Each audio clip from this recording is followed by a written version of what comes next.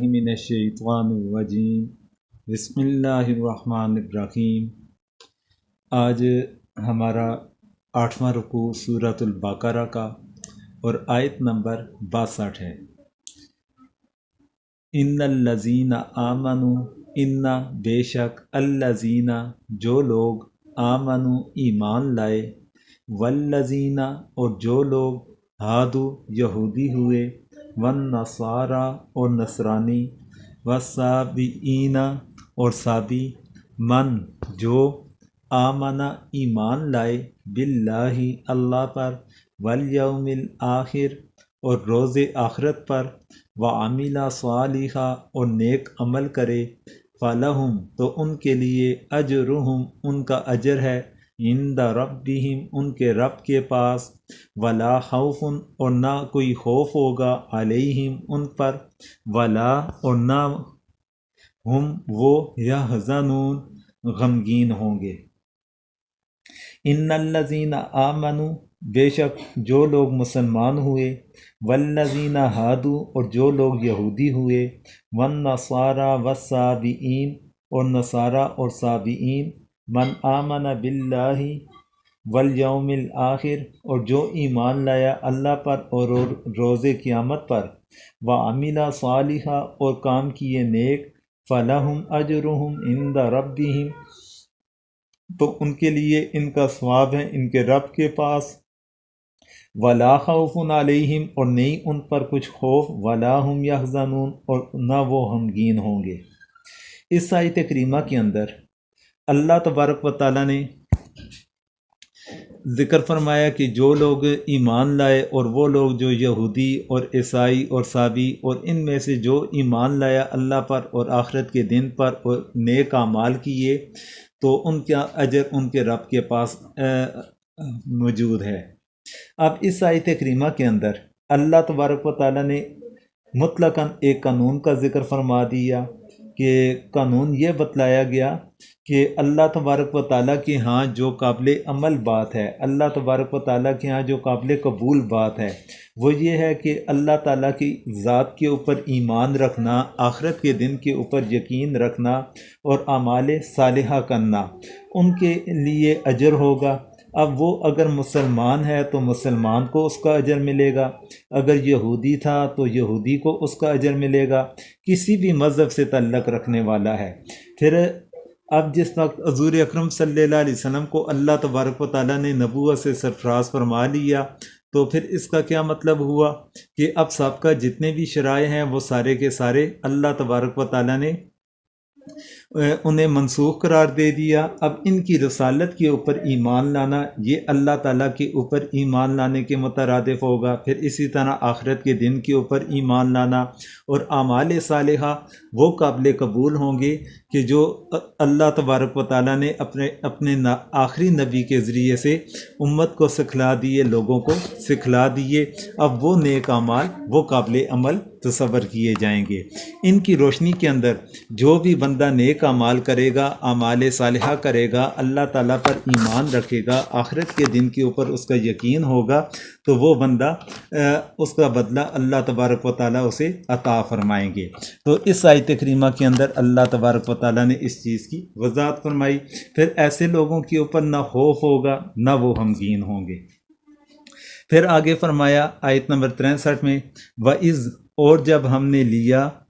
وَإِذْ أَخَذْنَا اور جب ہم نے لیا، مِيثَاقَكُمْ تم سے اقرار، وَرَفَعْنَا اور ہم نے اٹھایا، فَوْقَكُمْ تمہارے اوپر، طورا کوئی طور کو، خُذُوا پکڑو، مَا آتَيْنَاكُمْ جو ہم نے تمہیں دیا ہے، بِقُوَّةٍ مضبوطی سے، وَاذْكُرُوا اور یاد رکھو، مَا فِيهِ جو اس میں، لَعَلَّكُمْ تاکہ تم تتقون پرہیزگار ہو جاؤ۔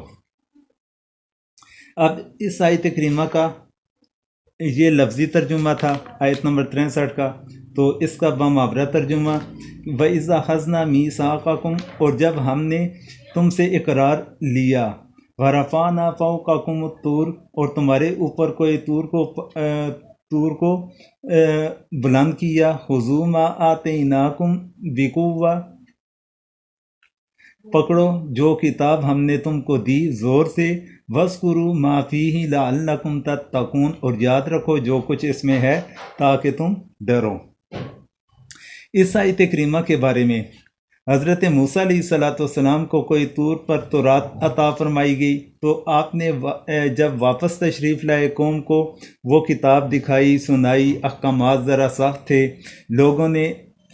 کچھ اعمال کچھ لوگوں کی مناسبت کے ساتھ تھے، لیکن زیادہ تر اس کے اندر احکامات سخت تھے۔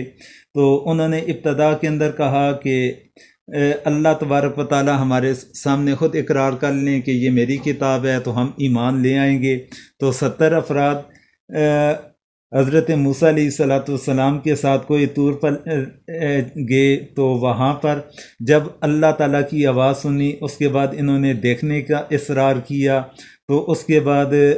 ان کے اوپر موت نے انہیں آ لیا۔ تو پھر حضرت موسیٰ علیہ السلام کی دعا سے دوبارہ انہیں زندگی ملی۔ تو پھر جب واپس آئے تو انہوں نے کہا کہ یہ اللہ تعالیٰ کی کتاب ہے، لیکن ان لوگوں نے کچھ اس کے اندر احکامات کی مشقت تھی، تو کچھ ان لوگوں کے اندر جو فطرتاً شرارت پائی جاتی تھی وہ تھی، اور کچھ ہیلا بہانا، یہ چیزیں مل ملا کے تو انہوں نے کہا کہ اس کتاب پر عمل نہیں ہو سکتا۔ تو اللہ تبارک و تعالیٰ نے پھر فرشتوں کو حکم دیا کہ کوئی طور کا ایک بڑا ٹکڑا اٹھا کر ان کے سروں پر معلق کر دیا جائے کہ یا تو مانو ورنہ ابھی گرا۔ تو آخر چار و ناچار انہیں اس چیز کو ماننا پڑا۔ یہاں پر ایک شبہ ہے، اس کا ازالہ بھی ضروری سمجھتا ہوں کہ کیا دین میں اقرار جائز ہے یا نہیں۔ اللہ تبارک و تعالیٰ خود قرآن مجید ہی کے اندر ذکر فرماتے ہیں کہ لا اکراہ فی الدین، کہ دین کے اندر جبر نہیں، زبردستی نہیں۔ تو پھر یہاں پر ان کے اوپر جبر کس وجہ سے کیا گیا؟ تو اس پر مفسرین اکرام فرماتے ہیں کہ جبر دین کی قبولیت کے لحاظ سے ہے، ایمان لانے کے لحاظ سے ہے، کہ اس کے اندر اقرا نہیں، اس کے اندر جبر نہیں۔ ہاں، جو بندہ ایمان لے آیا تو پھر اس کے بعد احکامات پر اسے زبردستی اسے عمل درآمد کروایا جائے گا، کہ جس طریقے سے ایک بندہ جب اسلام اس نے قبول کر لیا تو اسلام قبول کرنے کے بعد اگر وہ قتل کرے گا، بدلے کے اندر اسے قصاص کے طور پر قتل کیا جائے گا، چوری کرے گا ہاتھ کاٹا جائے گا، زنا کرے گا حد جاری کی جائے گی۔ یہ احکامات پھر جب ایک بندے نے قبولیت کر لی، ایمان لے آیا، پھر اس کے بعد اس کے اوپر جبر ہوگا۔ اس کے بعد اگلی آیت کریمہ کے اندر اللہ تعالیٰ فرماتے ہیں ثم تولیتم من بعد ذلک، پھر تم پھر گئے، من بعد ذلک، اس کے بعد، فلولا، پس اگر نہ، فضل اللہ، اللہ کا فضل، علیکم، تم پر، ورحمتہ، اور اس کی رحمت، لکنتم، من تو تم تھے سے خاسرین، نقصان اٹھانے والے۔ ثم تولیتم من بعد ذلک، پھر تم پھر گئے اس کے بعد، فلولا فضل اللہ علیکم ورحمتہ، سو اگر نہ ہوتا اللہ کا فضل تم پر اور اس کی مہربانی، لکنتم من الخاسرین، تو ضرور تم تباہ ہو جاتے۔ تو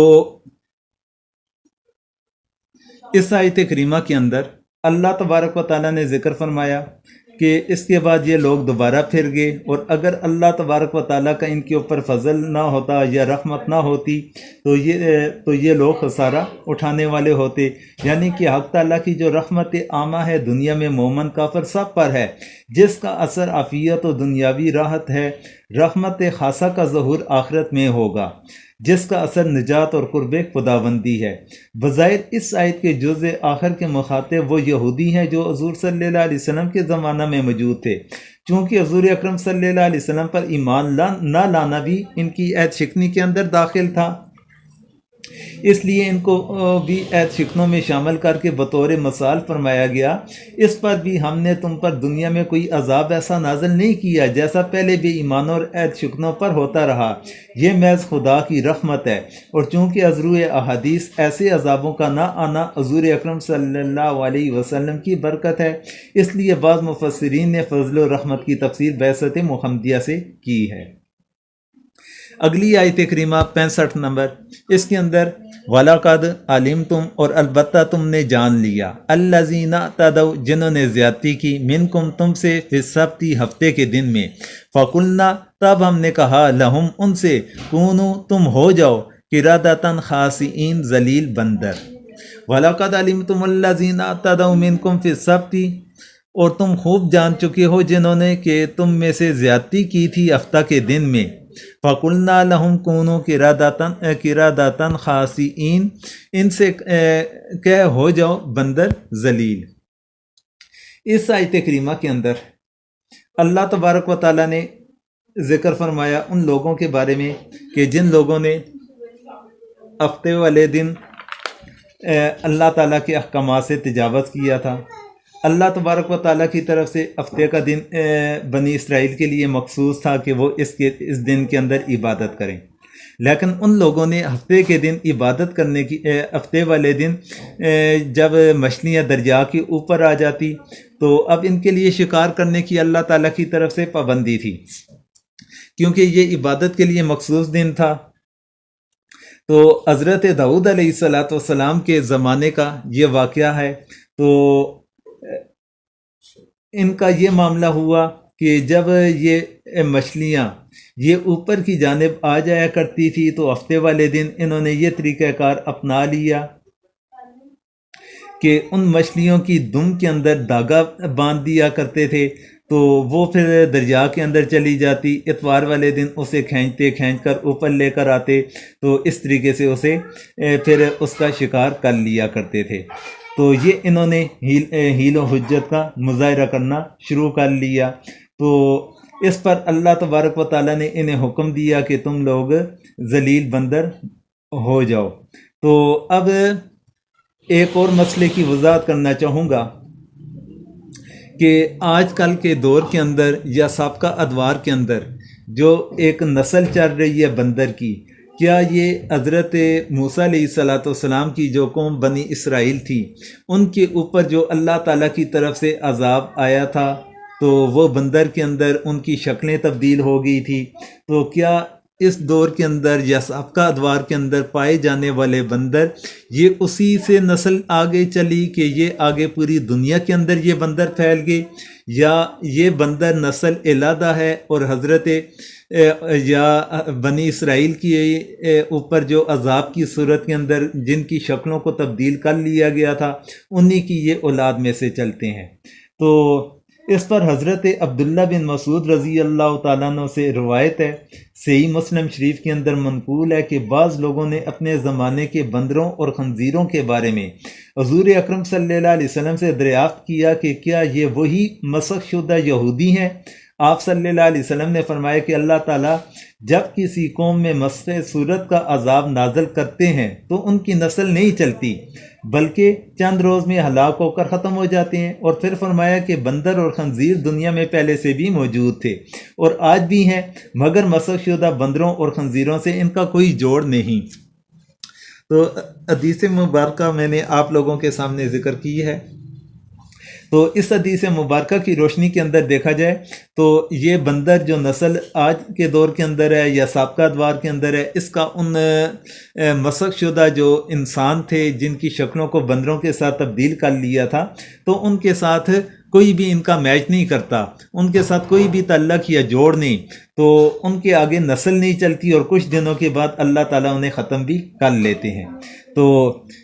یہ چیز آپ کے سامنے بیان کرنا ضروری سمجھتا تھا۔ اب اس کے بعد چلتے ہیں اگلی آیت کریمہ کی طرف۔ فَجَعَلْنَاهَا نَكَالًا لِمَا بَيْنَ يَدَيْهَا فَجَعَلْنَاهَا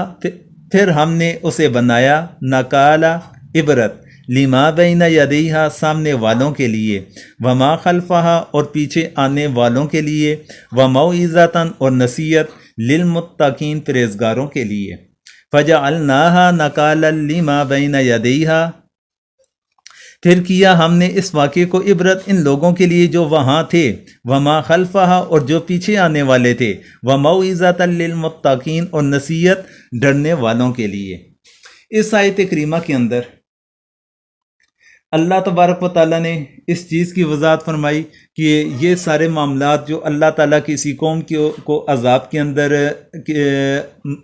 لے لیتے ہیں، تو یہ سب کچھ کس وجہ سے ہوتا ہے کہ اس زمانے کے لوگوں کے لیے اور بعد میں آنے والے لوگوں کے لیے جو اللہ تعالیٰ سے ڈرنے والے لوگ ہیں ان کے لیے یہ عبرت بن جاتی ہے کہ اگر ہم نے اس طرح احکامات کی، اللہ تعالیٰ کے احکامات کی نافرمانی کی، تو اللہ تعالیٰ ہمارے ساتھ بھی اس طرح کا معاملہ فرما سکتے ہیں۔ تو اس کے بعد آگے آیت نمبر 67 ہے، وَإِذْ قَالَ، اور جب کہا موسیٰ نے لِقَوْمِهِ، اپنی قوم سے، ان اللہ، بے شک اللہ تعالیٰ، یأمرکم، حکم دیتا ہے تم کو، ان یہ کہ تذبحوا، تم ذبح کرو، بقرہ، ایک گائے، قالوا، انہوں نے کہا، اتتخذونا، کیا تم کرتے ہو ہم سے ہزوا، مذاق، قال، اس نے کہا، اعوذ، میں پناہ مانگتا ہوں، باللہ، اللہ کی، اس بات سے، ان کے اکونا، میں ہو جاؤں، من سے، جاہلین، جاہلوں میں سے۔ وَإِذْ قَالَ مُوسَىٰ لِقَوْمِهِ إِنَّ اللَّهَ يَأْمُرُكُمْ أَن تَذْبَحُوا بَقَرَةً، اور جب کہا موسیٰ نے اپنی قوم سے، اللہ فرماتا ہے تم کو ذبح کرو ایک گائے، قَالُوا أَتَتَّخِذُونَا هُزُوًا، وہ بولے کیا تو ہم سے ہنسی کرتا ہے، قَالَ أَعُوذُ بِاللَّهِ أَنْ أَكُونَ مِنَ الْجَاهِلِينَ، کہا پناہ خدا کی کہ ہوں میں جاہلوں میں۔ اس آیت کریمہ کی تفسیر کے اندر مفسرین اکرام فرماتے ہیں کہ حضرت موسیٰ علیہ السلام کی قوم تھی بنی اسرائیل، تو بنی اسرائیل کے اندر ایک بندہ قتل ہو گیا، تو اس قتل ہو جانے کی وجہ سے جس بندے نے اسے قتل کیا تھا، تو اس بندے نے خفیہ طور پر اسے قتل کیا، اس کا اظہار کسی کے سامنے نہ کیا۔ جب کہ قتل کرنے کے بعد اس بندے نے یہ الزام دوسروں کے اوپر دھرنا شروع کر لیا، جب اس نے الزام دوسروں کے اوپر دھرنا شروع کر لیا، تو اس صورت کے اندر پھر لوگ پریشان ہو گئے جن کے اوپر الزام تھا کہ ہم نے تو یہ کام کیا نہیں اور یہ بندہ ہمارے اوپر الزام تراشی کر رہا ہے۔ تو وہ لوگ حضرت موسیٰ علیہ السلام کے پاس آئے، آ کر انہوں نے حضرت موسیٰ علیہ السلام سے درخواست کی کہ آپ اللہ تبارک و تعالیٰ سے دعا کریں کہ اللہ تبارک و تعالیٰ اس کے قاتل کو بتلا دیں، تاکہ ہمارے اوپر جو الزام ہے اس کی حقیقت آپ لوگوں کے اوپر سامنے ہو جائے کہ ہم نے یہ قتل نہیں کیا، ہم اس معاملے کے اندر بالکل بے گناہ ہیں۔ تو حضرت موسیٰ علیہ السلام نے پھر اللہ تبارک و تعالیٰ سے درخواست کی، تو اللہ تبارک و تعالیٰ نے حضرت موسیٰ علیہ السلام کی درخواست کو قبول فرمایا، اور قبول کرتے ہوئے پھر انہیں کہا گیا کہ آپ ایک گائے کو ذبح کریں، اور گائے کو ذبح کرنے کے بعد پھر اس کے گوشت کا ایک ٹکڑا لیا جائے، اور وہ جو مقتول ہے یعنی جو قتل ہو چکا ہے اس کے جسم کے اوپر آپ وہ لگائیں، تو اس کے بعد وہ بندہ زندہ ہو جائے گا، زندہ ہوگا، وہ اپنے قاتل کا نام بتلا دے گا۔ یہ اللہ تبارک و تعالیٰ کی طرف سے ان کے لیے حکم تھا۔ تو اب اس صورت کے اندر وہ کسی بھی گائے کو پکڑ کر اسے ذبح کرتے، ذبح کرنے کے بعد اس کے جسم کا کوئی حصہ مردے کے ساتھ لگا دیتے مقتول کے جسم کے ساتھ، تو وہ زندہ ہو جاتا، اور زندہ ہونے کے بعد وہ اپنے قاتل کا نام بتلا دیتا۔ لیکن بنی اسرائیل والے انہوں نے اپنی حیل و حجت کا مظاہرہ کیا، اور انہوں نے سوالات کے اوپر سوالات کرنے شروع کر لیے، تو جس پر اللہ تبارک و تعالیٰ نے فوری طور پر ان کے لیے احکامات، جو ان کا سوال ہوتا تو اللہ تبارک و تعالیٰ تو اس کے مطابق ان کی شرائط کے اندر اضافہ فرماتے جاتے، کیونکہ جس طرح انہوں نے سوالات کیے تو ان سوالات کا جواب جب اللہ تبارک و تعالیٰ کی طرف سے آتا تھا تو وہ ایک شرط کے ساتھ آ جاتا، تو اب جب تک وہ شرط اس گائے کے اندر نہ پائی جاتی تو اس صورت کے اندر ان کا کام نہ بن پاتا۔ تو اس لیے جب انہوں نے اپنے سوالات کرنے شروع کیے، وہ اگلی آیات کریمہ کے اندر ان سوالات کا تذکرہ آئے گا، تو پہلے ہم ان آیات کریمہ کا ترجمہ پڑھ لیتے ہیں، پھر اس کے بعد اس کی حقیقت کی طرف ہم انشاءاللہ جاتے ہیں۔ تو آگے آیت نمبر 68 ہے، تو اس کے اندر اللہ تعالیٰ فرماتے ہیں قَالُوا ادْعُ لَنَا رَبَّكَ يُبَيِّن لَّنَا مَا هِيَ، قالوا، انہوں نے کہا ادعو لنا دعا کریں ہمارے لیے، ربک اپنے رب سے، یبین لنا بتلائے ہمیں، ما ہیا کیسی ہو وہ، یعنی گائے کے بارے میں انہوں نے سوال کیا۔ قال اس نے کہا، انہ بے شک وہ، یقول فرماتا ہے، انہا بقرۃ وہ گائے، لا فارض نہ بوڑھی ہو، ولا بکر اور نہ چھوٹی عمر، اوان جوان ہو، بین ذالک درمیان اس کے، ففعلوا پس کرو، ما جو تؤمرون تمہیں حکم دیا جاتا ہے۔ قالوا ادع لنا ربک یبین لنا ما ہی، بولے کہ دعا کر ہمارے واسطے اپنے رب سے کہ بتا دے ہم کو کہ وہ گائے کیسی ہو۔ قال انہ یقول انہا بقرۃ لا فارض ولا بکر، کہا وہ فرماتا ہے کہ وہ گائے ہے، نہ بوڑھی اور نہ بن بیائی، اوان بین ذالک درمیان میں ہے بڑھاپے اور جوانی کے، ففعلوا ما تؤمرون اب کر ڈالو جو تم کو حکم ملا۔ اس کے بعد یعنی اس آیت کریمہ کے اندر جو ان کا پہلا سوال تھا اس کے مطابق ایک ان کے اوپر شرط کا اضافہ کر دیا گیا۔ اب مطلقاً گائے کا ذبح کرنا ان کے لیے فائدہ مند نہ تھا، بلکہ اب ان کے لیے یہ حکم اللہ تعالیٰ کی طرف سے آ گیا کہ اب ایسی گائے کو تم لوگوں نے ذبح کرنا ہے کہ جو گائے نہ بوڑھی ہو اور نہ جوان ہو، بلکہ اس کے درمیان کے اندر ہو۔ پھر اس سے بعد اگلی آیت کریمہ کے اندر اللہ تعالیٰ فرماتے ہیں، قالوا ادع لنا ربک یبین لنا ما لونھا، قالوا انہوں نے کہا، ادعو دعا کریں، لنا ہمارے لیے، ربک اپنے رب سے، یبین لنا وہ بتلا دے ہمیں، ما لونھا کیسا اس کا رنگ۔ قال اس نے کہا، انہ بے شک وہ، یقول فرماتا ہے، انہا بقرہ کہ وہ ایک گائے، صفراء زرد رنگ، فاقع گہرا، لونھا اس کا رنگ، تسر اچھی لگتی ہو، ناظرین دیکھنے والوں کے لیے۔ قالوا ادع لنا ربک یبین لنا ما لونھا، بولے کہ دعا کر ہمارے واسطے اپنے رب سے کہ بتا دے ہم کو کیسا ہے اس کا رنگ۔ قال انہ یقول انہا بقرۃ صفراء، کہا وہ فرماتا ہے کہ وہ ایک گائے ہے زرد خوب گہرا، فاقع لونھا تسر الناظرین، اس کی زردی خوش آتی ہے دیکھنے والوں کو۔ تو اب جب دوسرا سوال کیا تو اب دوسری پابندی ان کے اوپر، دوسری شرط عائد ہوگی کہ اب ان کے لیے زرد رنگ کی گائے کا ذبح کرنا اور پھر بوڑھی اور جوان کے درمیان میں ذبح کرنا، یہ ان کے لیے لازم اور ضروری ہو گیا۔ پھر آگے آیت نمبر 70 کے اندر، قالوا ادع لنا ربک یبین لنا ما ہی، قالوا انہوں نے کہا، ادعو دعا کریں، لنا ہمارے لیے، ربک اپنے رب سے، یبین وہ بتلا دے، لنا ہمیں، ما ہی وہ کیسی ہو، ان البقرہ کیونکہ گائے، تشابہ اشتباہ ہو گیا، علینا ہم پر، وَإِنَّا اور بے شک ہم، انشاء اللہ اگر اللہ نے چاہا، لمہتدون ضرور ہدایت پا لیں گے۔ قالوا ادع لنا ربک یبین لنا ما ہی، بولے کہ دعا کر ہمارے واسطے اپنے رب سے کہ بتا دے ہم کو کہ کس قسم میں ہے وہ، ان البقرہ تشابہ علینا کیونکہ اس گائے میں شبہ پڑا ہے ہم کو، وَإِنَّا انشاء اللہ لمہتدون اور ہم اگر اللہ نے چاہا تو ضرور راہ پا لیں گے۔ اب اس کے جواب کے اندر اللہ تعالیٰ نے فرمایا، قال انہ یقول انہا بقرۃ لا ذلول تثیر الارض، قال حضرت موسیٰ نے فرمایا، انہ بے شک وہ، یقول فرماتا ہے، انہا کہ وہ، بقرۃ ایک گائے، لا ذلول نہ سدی ہوئی ہو، تثیر جوتتی ارضا زمین کو، ولا تسقی اور نہ پانی دیتی ہو، خرسا کھیتی کو، مسلمۃ بے عیب ہو، لا شیاتا نہیں کوئی داغ، فیہا اس میں، قالوا وہ بولے، الآن اب، جیتا تم لائے، بالحق کی ٹھیک بات، فذبحوہا پھر انہوں نے ذبح کیا اس کو، وما کادوا اور وہ لگتے نہ تھے، یفعلون کہ وہ کریں گے۔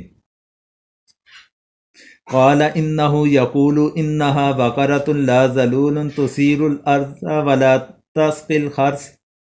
کہا وہ فرماتا ہے کہ وہ ایک گائے ہے، محنت کرنے والی نہیں کہ جوتتی ہو زمین کو یا پانی دیتی ہو کھیتی کو، مسلمۃ لا شیاۃ فیہا، بے عیب ہے کوئی داغ اس میں نہیں۔ قالوا الآن جئت بالحق، بولے اب لایا تو ٹھیک بات، فذبحوہا، پھر اس کو ذبح کیا، وما کادوا یفعلون، وہ لگتے نہ تھے کہ ایسا کر لیں گے۔ اب ان آیات کریمہ کی روشنی کے اندر یہ ہمارا رکوع الحمدللہ 8واں مکمل ہوا، تو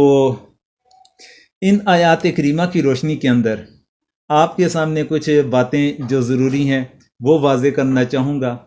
تو سب سے پہلی بات تو یہ ہے کہ اس شخص کا نام کیا تھا کہ جو شخص بنی اسرائیل کے اندر جو مارا گیا تھا، تو اس کے نام کے بارے میں آتا ہے کہ اس کا نام عامیل تھا، عین الف میم یا لام، عامیل نامی ایک شخص تھا۔ تو جو شخص قتل کیا گیا تھا اور اس کے قاتل کے بارے میں معلوم نہ تھا۔ حضرت موسیٰ علیہ السلام نے فرمایا کہ اللہ کا یہ حکم ہے کہ گائے کو ذبح کر کے اس کا ٹکڑا مردے پر مارو، تو وہ جی اٹھے اور اپنا قاتل بتا دے گا۔ تو اس واقعے کے بارے میں تفسیر ابن کثیر کے اندر ایک واقعہ مذکور ہے، پہلے وہ آپ کے سامنے ذکر کرنا چاہوں گا، پھر اس کے بعد تفسیر قرطبی کے اندر ایک واقعہ مذکور ہے تو وہ بھی آپ کے سامنے ذکر کروں گا۔ ان دونوں واقعات کا تعلق ایک والد کی خدمت کے اوپر ہے اور ایک والدہ کی خدمت کے اوپر ہے۔ تو اس کا جو واقعہ تفسیر ابن کثیر کے اندر مذکور ہے تو وہ یہ ہے کہ بنی اسرائیل میں ایک شخص بہت بڑا مالدار تھا، اس کی کوئی نرینہ اولاد نہ تھی، صرف ایک لڑکی تھی اور ایک بھتیجا تھا۔ بھتیجے نے جب دیکھا کہ یہ بندہ مر نہیں رہا، کافی عرصے سے یہ زندہ ہے، تو اسے لالچ تھی کہ یہ جلدی سے مر جائے اور مرنے کے بعد میں اس کی بیٹی کے ساتھ نکاح کر لوں گا اور سارا مال وراثت کو قبضہ کر لوں گا، لیکن وہ بندہ اسے موت نہیں آ رہی تھی۔ تو اس نے سوچا کہ یہ مر نہیں رہا اپنی موت، تو کیوں نہ میں اسے مار ڈالوں اور اس کی بیٹی کے ساتھ نکاح کر کے ساری جائیداد کے اوپر قبضہ کر لوں۔ تو بنی اسرائیل کے بھلے لوگ ان کے جھگڑوں سے تنگ آ کر الگ الگ ایک اور شہر کے اندر رہتے تھے، شام کو اپنے قلعے کا پھاٹک بند کر دیا کرتے تھے، صبح کھولتے کسی مجرم کو اپنے ہاں گھسنے نہیں دیتے تھے۔ اس بھتیجے نے یہ کام کیا کہ اس نے چچا کی لاش کو لے جا کر اس قلعہ کے پھاٹک کے سامنے ڈال دیا، یہاں تک کہ اپنے چچا کو ڈھونڈنے لگا، پھر ہائی دائی مچائی کہ میرے چچا کو کسی نے مار ڈالا۔ تو یہ معاملہ جب حضرت موسیٰ علیہ السلام کے پاس پہنچا تو انہوں نے اللہ تعالیٰ سے دعا کی، تو اللہ تبارک و تعالیٰ نے یہ طریقہ کار بتلایا کہ اس طریقہ کار کے مطابق تم برات حاصل کر سکتے ہو۔ تو حضرت موسیٰ علیہ السلام نے اللہ تعالیٰ سے دعا کی اور وہاں سے وہی نازل ہوئی کہ ایک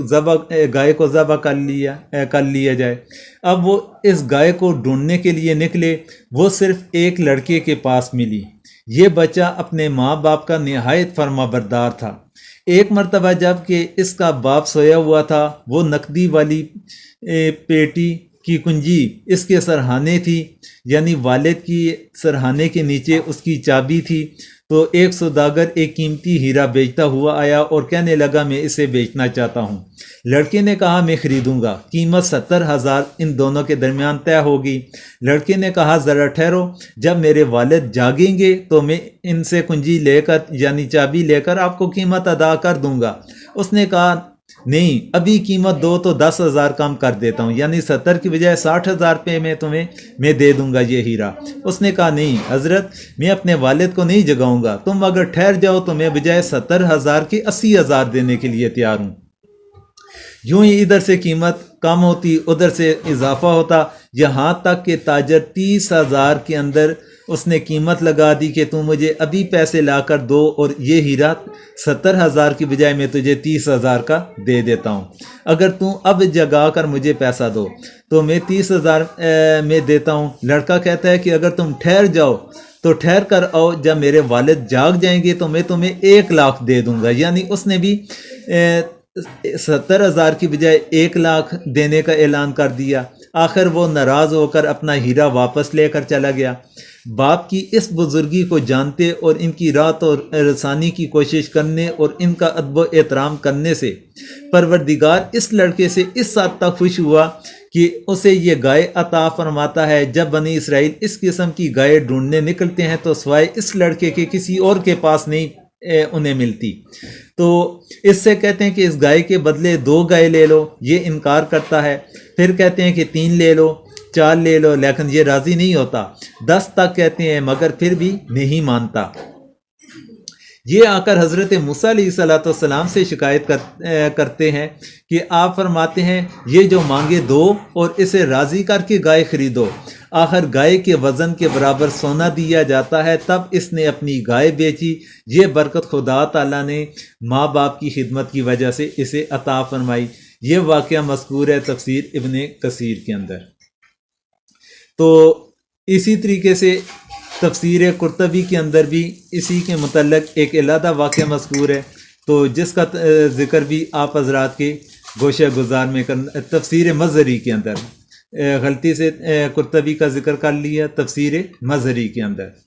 تو اس کے اندر ایک واقعہ مذکور ہے۔ تو اس واقعے کے اندر یہ بات ہمیں ملتی ہے کہ ایک نیک آدمی تھا، اس کا ایک چھوٹا سا لڑکا تھا اور اس کے پاس ایک گائے کا بچہ تھا۔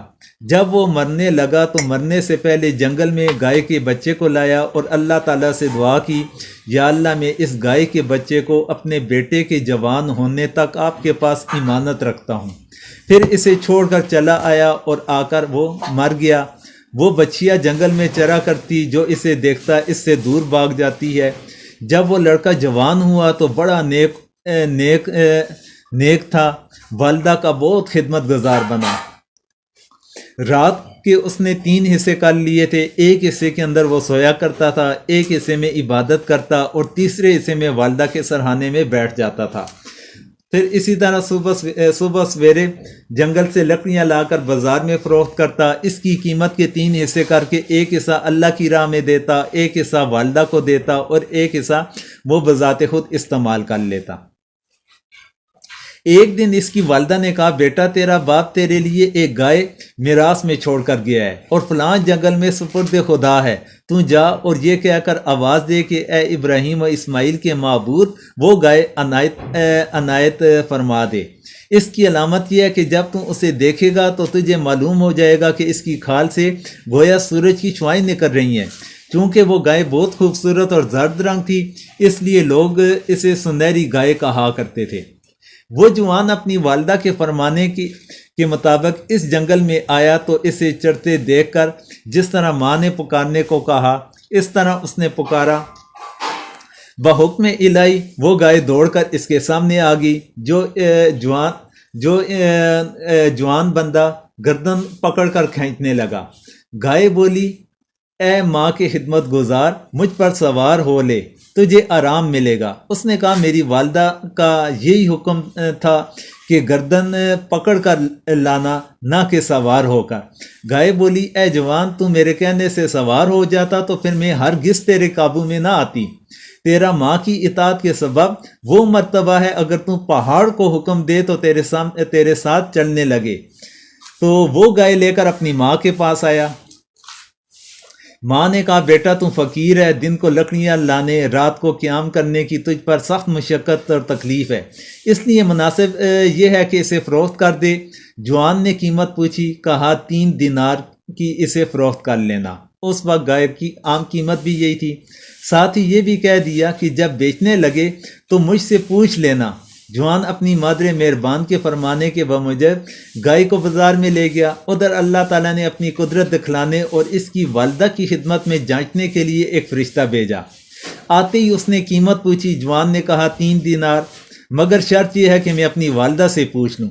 فرشتہ نے کہا، تو مجھ سے 6 دینار لے لو اور گائے مجھے دے دے، ماں سے پوچھنے کی کیا ضرورت ہے۔ اس نے کہا،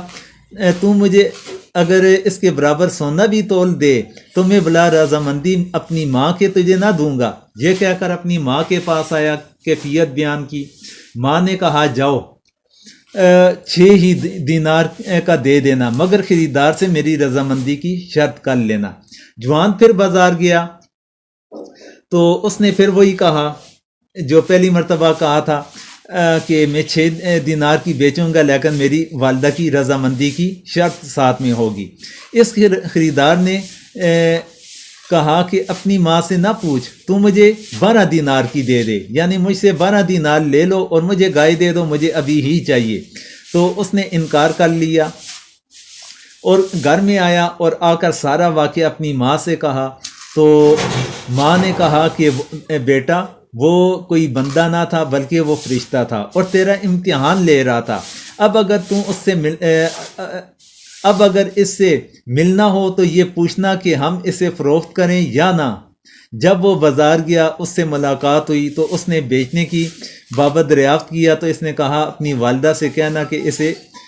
ابھی فروخت نہ کریں، یعنی فرشتے نے اس جوان سے کہا کہ اپنی ماں سے کہنا کہ اسے ابھی نہ بیچنا۔ حضرت موسیٰ علیہ السلام تم سے ایک مقتول کے معاملے میں خریدیں گے، تم اسے کھال بھر دینار سے کم میں فروخت نہ کرنا۔ چنانچہ انہوں نے اسے فروخت نہ کیا۔ ادھر اللہ تعالیٰ نے بنی اسرائیل پر یہ مقدر فرما دیا تھا کہ یہ فلاں گائے ذبح کریں گے، اس لیے وہ اس کے اوصاف حضرت موسیٰ علیہ السلام سے پوچھتے رہے اور اللہ تعالیٰ اس گائے کے اوصاف بیان فرماتے رہے، حتیٰ کہ اس کے